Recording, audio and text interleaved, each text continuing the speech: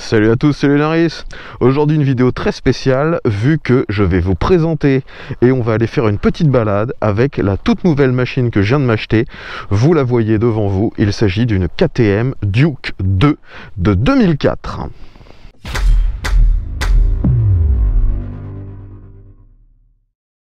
Donc les amis, avant d'aller se balader, un petit tour autour de la machine. Donc vous la voyez, c'est une Duke 2. J'ai flashé clairement sur cette machine à cause de la couleur.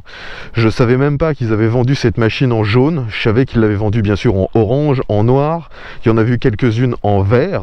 Mais je ne l'avais jamais croisée en jaune. Et franchement, je trouve que ça lui va super bien. En plus, c'est une couleur que j'adore. Et aussi, l'autre chose qui a fait que je me suis tout de suite intéressé à cette machine, c'est que vous pouvez le voir, elle est complètement en configuration d'origine. Il n'y a pas d'accessoires, il n'y a pas de modification, elle est vraiment full stock. On a les clignotants d'origine, tout l'habillage d'origine, la selle est encore d'origine, on a même les échappements d'origine, et d'ailleurs j'ai été surpris de voir qu'à l'époque les échappements étaient chromés à l'arrière. Enfin globalement, elle est en parfait état.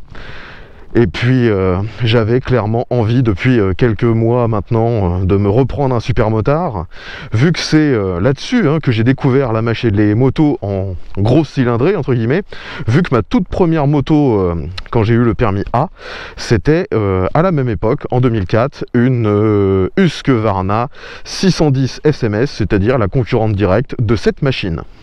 On va commencer tout de suite par démarrer le bolide. Alors là, elle est à froid, mais on est en plein soleil et en été, donc logiquement, je suppose qu'elle devrait démarrer sans starter. On va peut-être lui en mettre un tout petit peu. Je connais pas encore bien la machine, je l'ai achetée ce matin.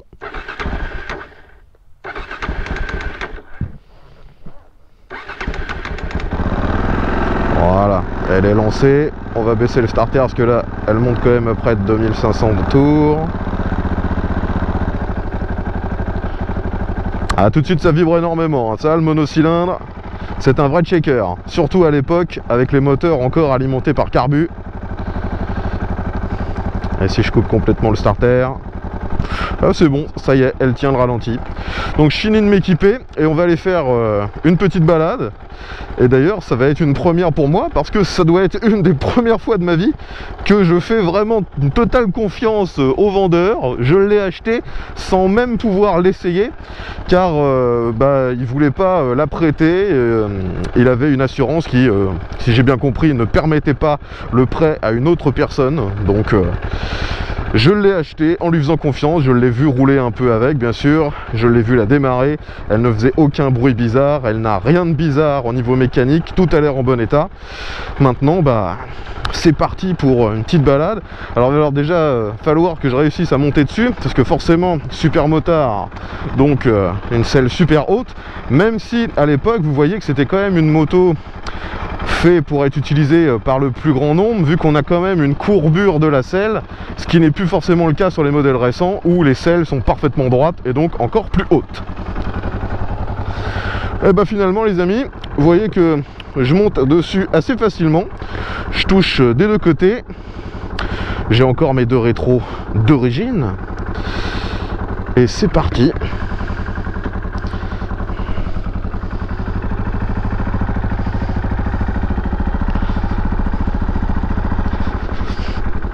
Déjà ce qui est extrêmement surprenant, c'est le peu de bruit que ça fait avec l'échappement d'origine. D'ailleurs vous l'avez vu, c'est une double sortie sur cette machine. Donc aujourd'hui c'est pas vraiment un test, c'est vite fait une présentation découverte en roulant de cette machine. Je crois que c'est la première fois que je fais ça. Il y aura un test complet dans quelques temps.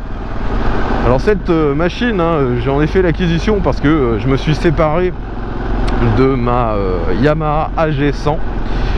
Je l'avais présenté et testé, une petite moto agricole, très mignonne, très vintage, mais au final, je ne m'en servais quasiment jamais. Alors ceux qui suivent ma chaîne depuis longtemps vont se dire, tiens, comme c'est étonnant. Vu que c'est mon gros souci, quoi. Souvent j'achète des machines parce que j'ai le coup de cœur, puis en fait je m'en sers pas. Et cette AG100 c'était vraiment le summum, vu que je l'ai possédé pendant peut-être 8 mois. J'ai dû la sortir de mon garage 3 fois, quoi. C'était vraiment une machine très mignonne, mais au final complètement inutile pour moi.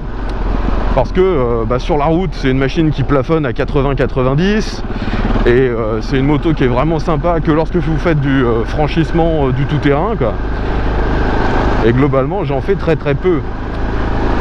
Je préfère le plus souvent utiliser ma petite Monkey 125 qui elle est capable de faire de la route sans problème et de s'engager sur un petit chemin de terre sans trop de difficultés.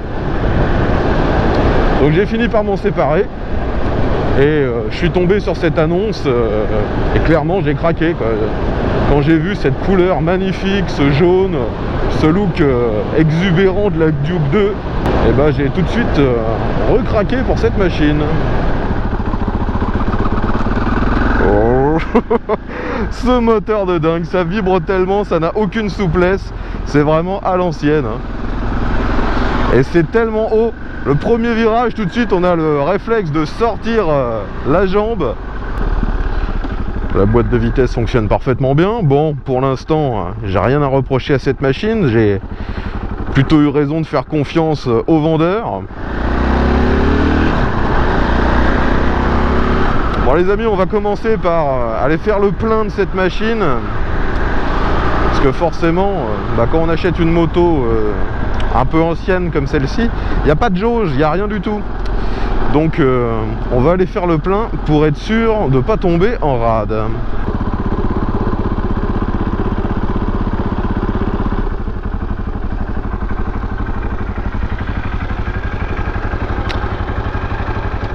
Et on coupe.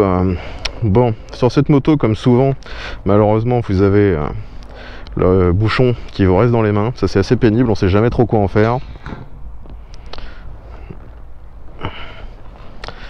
Et on va faire le plein de 98, vu que l'autre est en panne, visiblement.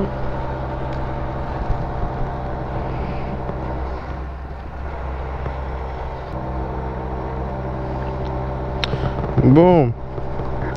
Donc j'aurais rajouté 6 litres 7. Ouais, j'étais un peu moins de la moitié du réservoir. C'est un réservoir de 12 litres là-dessus.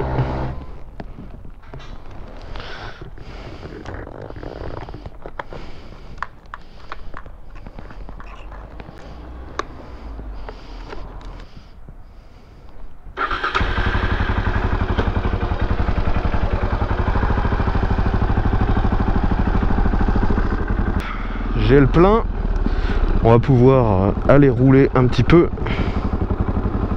J'ai toujours trouvé ça bizarre, on a un panneau stop mais il n'y a pas de marquage au sol, c'est très con. D'ailleurs, pour revenir sur ce moteur, il s'agit donc d'un monocylindre, à refroidissement liquide bien sûr, alimenté par injection, et celui-ci développe 55 chevaux et la moto est donnée pour environ 160 kg tout plein fait si je me souviens bien. Donc on est vraiment sur les caractéristiques typiques d'un super motard routier. On n'est pas non plus à l'extrême puissance ou l'extrême légèreté d'un modèle dérivé du cross ou de l'enduro. Là c'est une machine qui a été conçue pour être utilisée sur route tout simplement. Je vais essayer d'emprunter des routes que je ne filme pas habituellement, vu que ce n'est pas un véritable test. Allez, j'accélère un peu.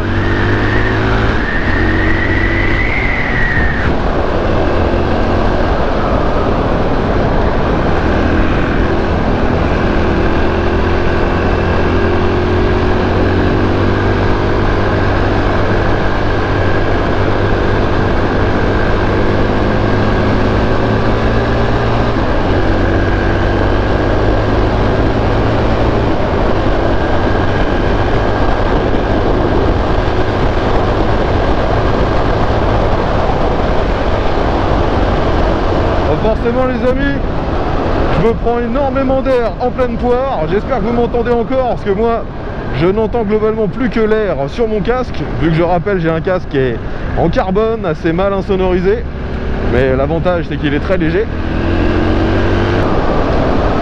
Et je suis pas sûr que vous entendez bien le moteur parce que avec ses échappements d'origine, c'est vraiment feutré.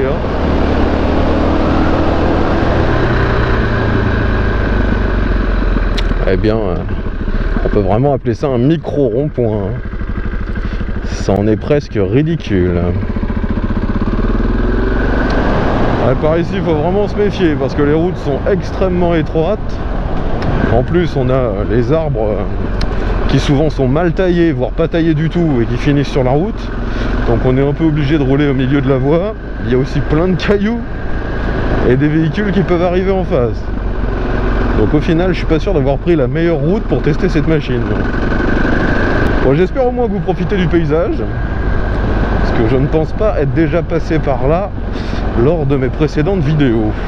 Ou alors ça doit être vraiment très très rare.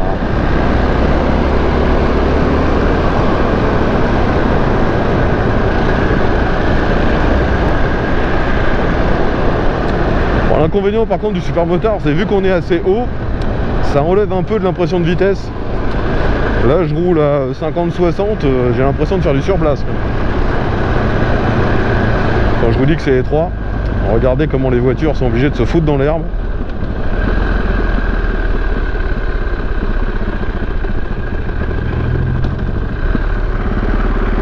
Bon bah finalement je vais rien vous montrer d'impressionnant aujourd'hui, hein. De toute façon vous savez que c'est pas du tout mon genre. Et bah, comme souvent avec ce genre de supermotard un peu à l'ancienne, c'est pas forcément très facile à prendre en main au début, hein. C'est vraiment un comportement moteur bah, auquel on n'a plus forcément l'habitude.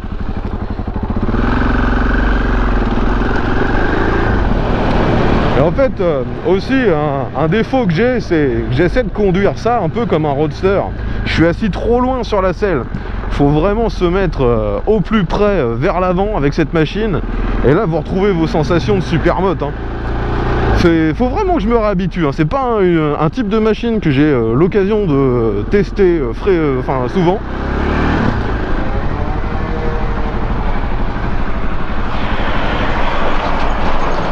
Alors cette intersection c'est un peu l'enfer quand même, hein.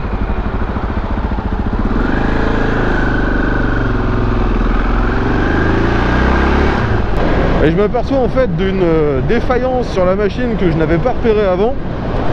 Le rouleau pour le trip partiel est cassé. C'est vrai que c'est pénible ce genre de truc, parce que ça fait que je vais être obligé de relever mon kilométrage à chaque plein. Parce que bien sûr il n'y a même pas de voyant de réserve là-dessus, hein. C'est juste un robinet qu'on peut mettre sur la position réserve. Donc il va falloir que je reste attentif.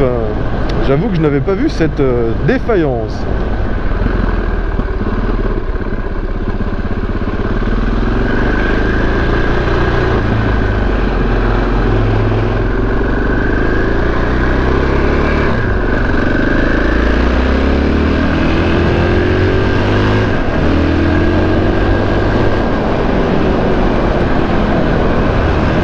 À bien régime, ça marche vraiment très bien.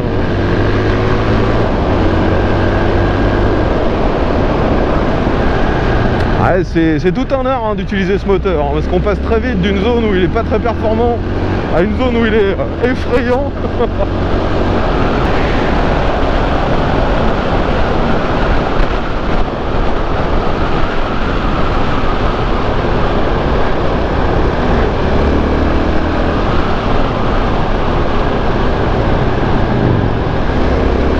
Eh bien, il y a de la moto aujourd'hui. Ouais, en fait, le seul moyen de se sentir vraiment bien sur cette machine, c'est de rouler un minimum fort. Vous accélérez, vous freinez, mais restez à vitesse constante. C'est vraiment pas fait pour ça. Il faut se souvenir du mode d'emploi. Et je me souviens maintenant que quand je possédais ma Husqvarna 610, je roulais vraiment comme un cinglé, il faut le dire. Et une fois de plus, vu la hauteur, on s'aperçoit pas forcément de notre vitesse, hein. Et on est en confiance en plus sur ce genre de machine. C'est des motos qui étaient relativement onéreuses à l'époque, hein, surtout quand on fait un rapport entre le prix et le nombre de chevaux. Mais au niveau équipement, c'était vraiment bien.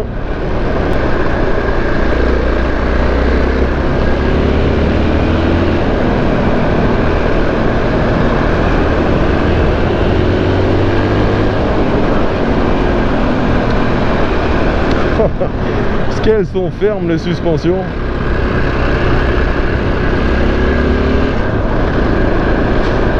Face à moi, le château de Bonnemare, qui maintenant est un hôtel, si je me souviens bien.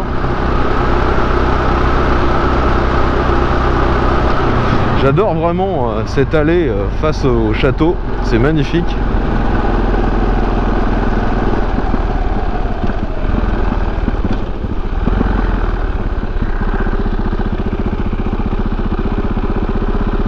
Monument historique, c'est écrit.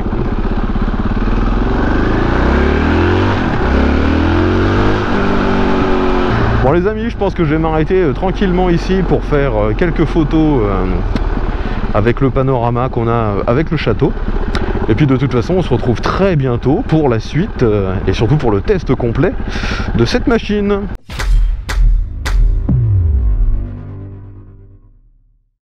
Ça faisait longtemps que je m'étais pas baladé par là, c'est toujours aussi mignon. Par contre ça me déprime toujours autant de voir ce château laissé à l'abandon.